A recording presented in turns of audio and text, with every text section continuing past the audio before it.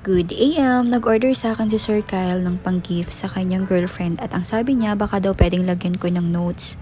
So tinanong ko siya kung para saan, birthday gift pa or anong occasion at yan yung sagot niya, makikipagbati daw siya. Nakakatuwa lang kasi nag-share pa siya sa akin na long distance daw sila, tapos yun, medyo hindi daw sila okay. Kaya ang ginawa ko, nilagay ko yung isang order niya sa isang box para naman kapag natanggap ni Ma'am Angel ay presentable naman at baka sakaling magbati na sila. Nakaka-refresh tuloy ng mga high school days natin, no? Anyway, sinunod ko yung sinabi ni Sir Kyle na lagyan ko ng note ng Dear Angel, keep safe always and I love you. Sino ka dyan? Wag inggit. O baka ikaw nanonood yung katampuhan mo dyan na wife mo, na girlfriend mo, or ka-MU mo. Naku, baka ito na yung sign para bumili ka ng pabango sa AM store at iregalo mo. Anyway, thank you Sir Kyle. God bless.